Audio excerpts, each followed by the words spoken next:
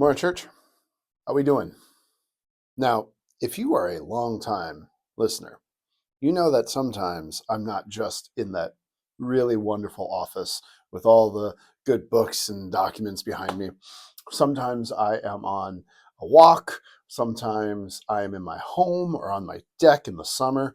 Now is not the time for a deck video, a deck weekly word. Today, I am actually in another place in the church.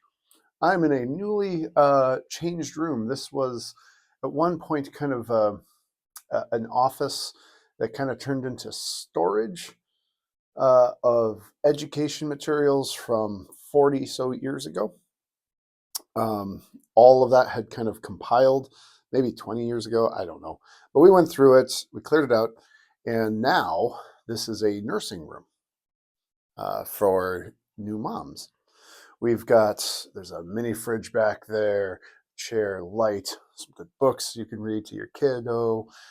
We're working on a few other things to try to keep this place as optimal for new moms. And we did it for a couple of reasons. One, uh, a good change in state law about employers. And not only did that law come into effect, Sunshine Valley, the child care center within our building that operates 5 days a week, they've got one mom is on maternity leave, and they've got two other, I think, employees who are ready to go.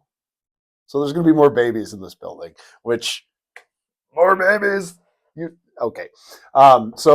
It's not just about the law; it's about being present for them, and of course, any church member who feels that like if you found your reason to be in here and needed to use it, it's here for you. Now, if you're like, where is this? It's upstairs.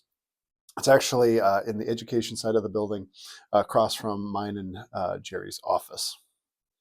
Now, this isn't just a tour. I wanted to say something about babies. Just one little bit. It gets tossed around a lot, and I just want to focus in a little bit. Uh, According a theological proposition,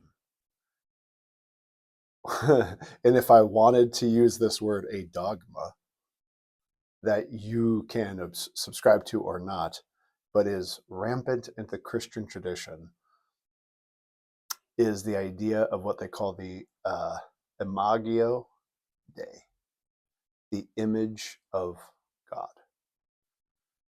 The Imago Dei believes that all human beings, all of us, are created in the image and likeness of God.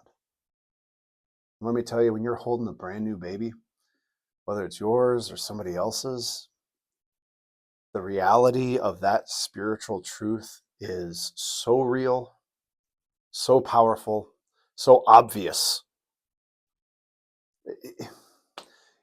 If you get a good, healthy, regular dose of Imago Dei in your hands, it's hard to look at anybody. It recalibrates the brain, I think. The thing about Imago Dei is it doesn't go away. There'll be some of you out there who need to hear it for you. That somewhere within you, there is a part of you that God created in God's own likeness. You are amazing. You are one of a kind.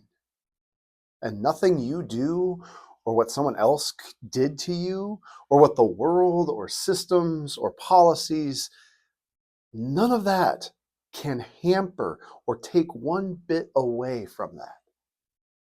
You are made in the image and likeness of God, and that should embolden and empower and motivate you to see the rest of humanity with that same eye. That, my friends, can be where the rub really comes in. Because I don't know about you, but I, you know, I have let go that of a theology that has the devil doing all the evil, that it is mostly human hands that does most of the evil. And if that's true, then it becomes increasingly difficult to look at my fellow humans with the eyes that God looks at me. because the eyes that God looks at me is the same eyes I use on the babies that will fill this room. The baby that will sit on their mother's lap. That is how God still views me. That is how God still views immigrants. That is how God views ICE agents. That is how God views people in every sort of political power. That's how God views hateful internet trolls, as long as they're human beings.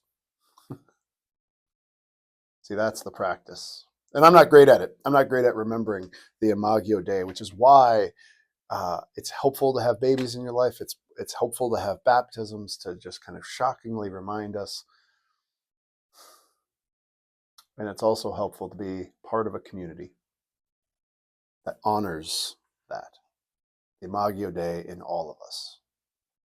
I hope you can carry that with you for the rest of the week. See you Sunday.